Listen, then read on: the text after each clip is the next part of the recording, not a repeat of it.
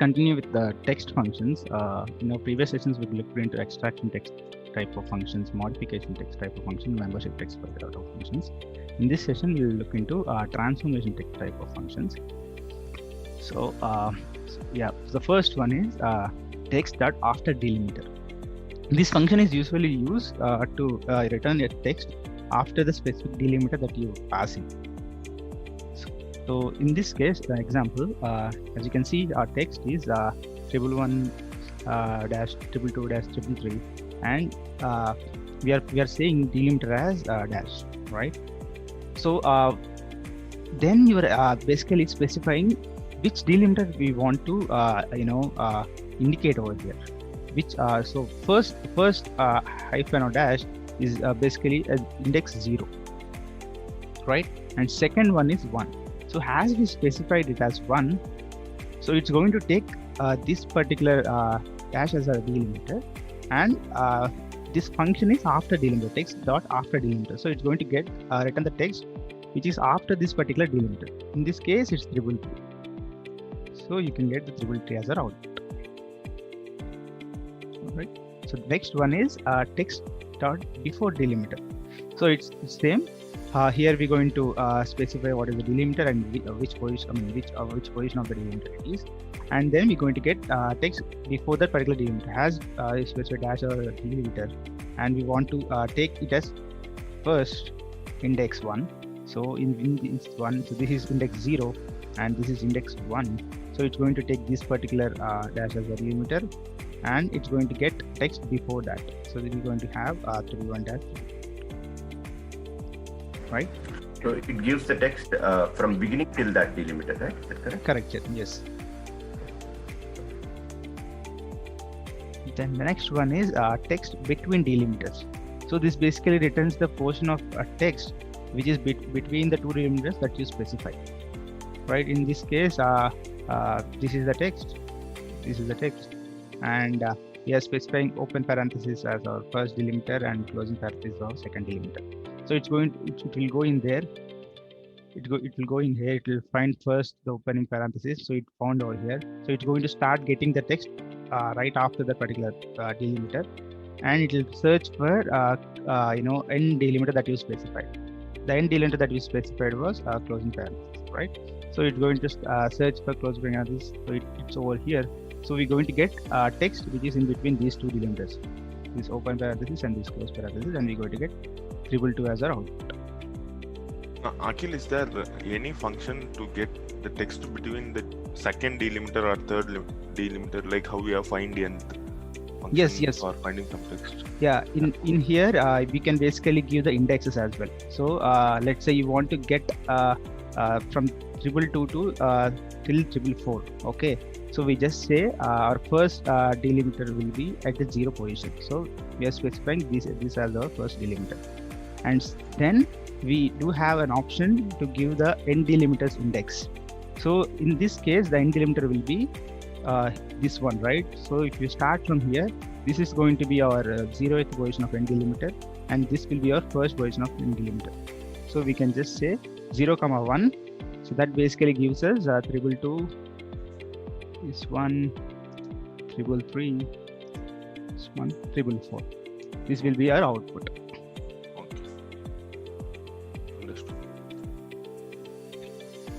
And then we do have text dot clean. This basically gives the ordinary text with non-printable characters. So in this case, hash won't be taken out, and even the close brackets, the text in between the close brackets will be taken out, and we just get ABC and D. Then we have text dot combine. So this text dot combine will be used to combine any two strings or any multiple text together. So in this case, we basically combining the WA. So we are getting this as an output, and even you can specify what should be the combining character in between them.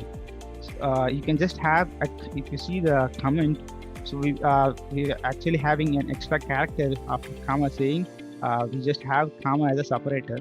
So when you see the output, it basically comes something like this, right?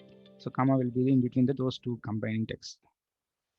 If you don't specify anything, it just combines them together without any separation between them.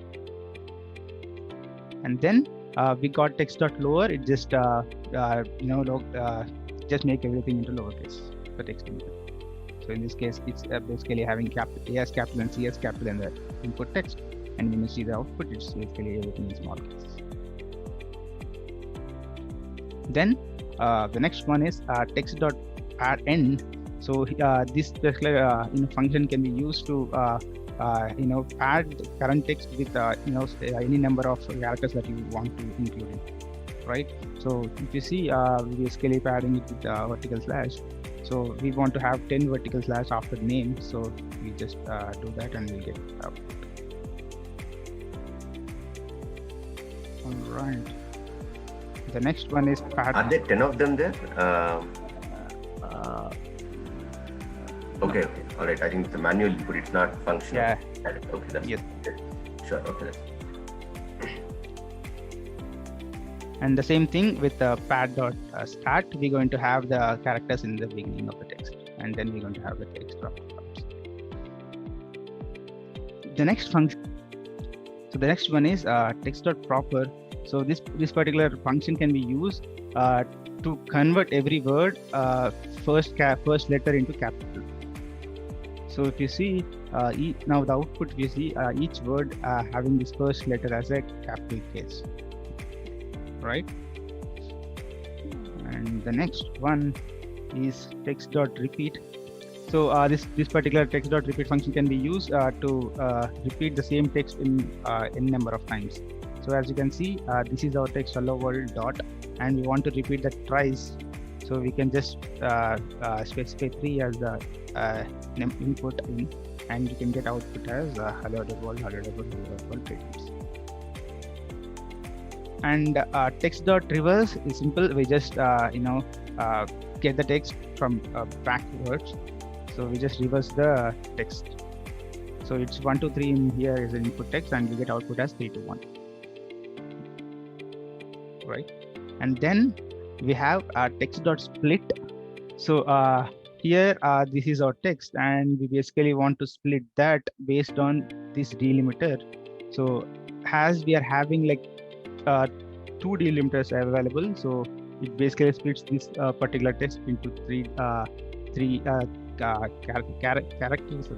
categories, one with name, one with address, and one with phone number, and that will be we have as a list in the same cell. So you can see first element of the list is name, second element is address, and third element is phone number. And similarly, we do have the same function with some different name, which is saying split any, and the syntax is going to be same. We just specify the text and the delimiter.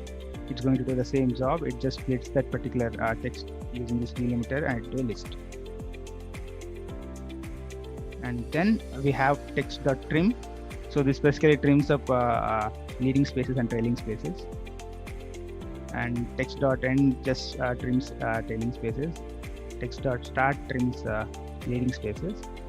And text.upper will just make every letter of that particular text into upper. So any doubts as of now?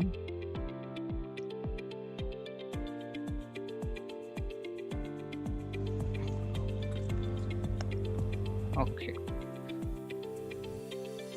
Then let's connect with the data set of shared with you, and we can have everything over.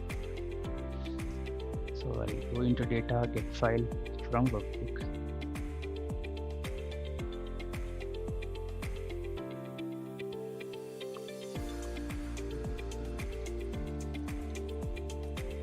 Dataset underscore transformation, that's the file that I shared last morning.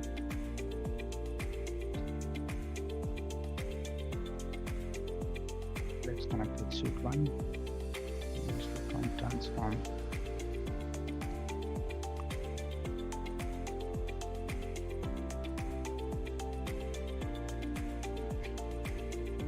All right. So let me take my first row as my headers. Okay. So here in the first column, we are having functions for our reference. The second column, we are having questions over here. And the third column is the data. So this data is like customer review data based. So you can see first line of the data is having name, second line is email ID, third line is rating, and fourth line is actual comments that you want to give, right? So coming to the first question, we basically need to extract his name, his email ID, the second one, his rating in the third line, and his comments from the fourth line using delimiter functions. Okay. So please go ahead and examine this. So this is just an example, the fourth column, just an example for extract. So extract of email IDs is something like this. So we basically require to have 4 more columns, one with name, one with email ID, one with rating, and another with comments. Is the question clear? Yes, Akhil.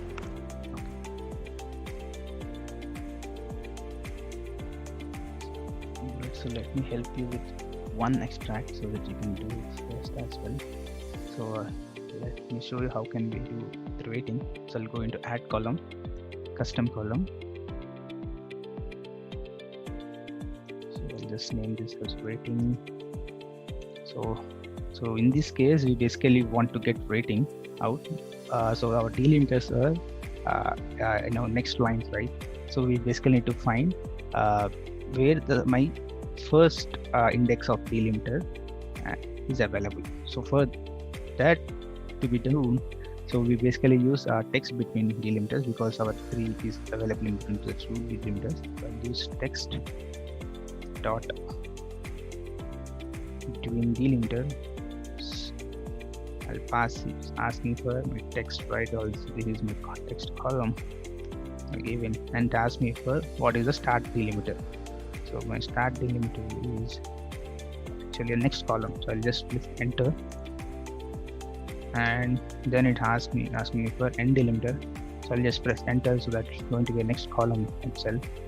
Then what is the index for start delimiter? So as I want to get my third line, so after delimiter text, we are having first delimiter with index 0, and then after this mail ID, we're having our second delimiter with index 1. So we basically need to get text after this index 1's delimiter. That's when we're going to get this string 3, right, as rating.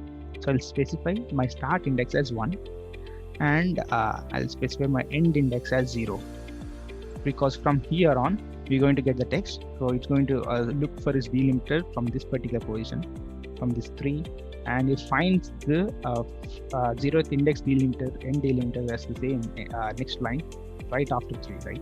So that's going to be my 0. I'll click this one and we'll click OK, and you can see we're having 3 over there. Any doubts? Any doubts in delimiter indexes? Akhil, can't we use the text after delimiter and try to give index as 2 or 3? You want to give index as 2 or 3? Yeah, by using text after delimiter. Yeah, if you give text after delimiter, what happens is, we're going to get text right from that particular delimiter till end. Okay. So we'll be having comments included in them as well. So, but we want to get only a rating itself. So we use text between delimiters.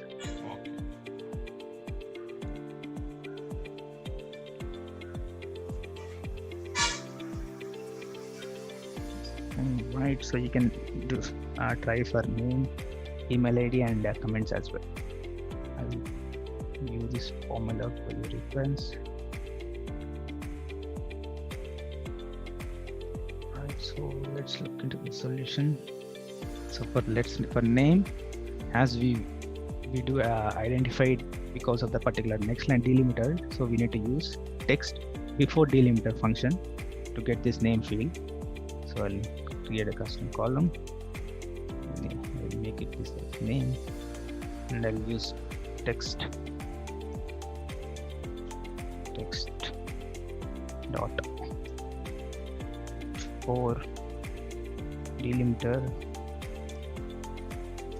use this function and I'll pass this data comments as the input text file, and it's asking me what is the delimiter.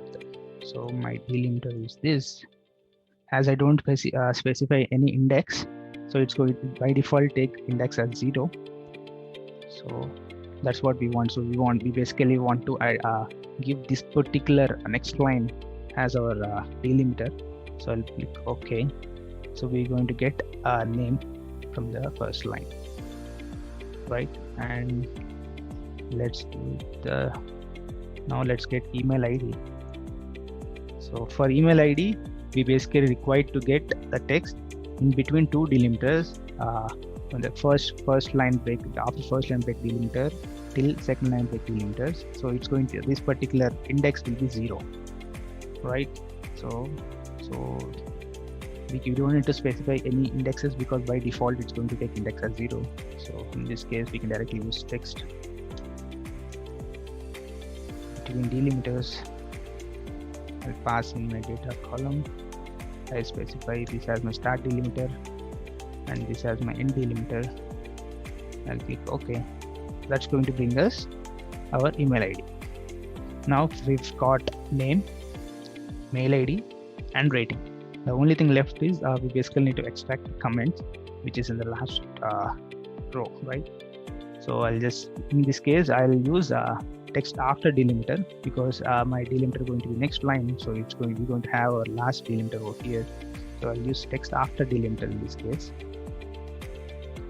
For comments, I'll use text dot after delimiter. I'll pass in my data column and my delimiter will be next line. And what will be my index? So my index should be, this is index 0. So this is not the delimiter I'm looking for. This index is 1. This is not the delimiter I'm looking for. This index is 2. Yes, this is the delimiter that we want to give us in, right? So that we're going to get text after this particular delimiter. So our index is 2. I'll click OK. We're going to get comments. So now we've got names, mail ID, ID, and comments. So that's our question 1. So any doubts as of now? Okay. Okay, let's continue with this in the upcoming sessions.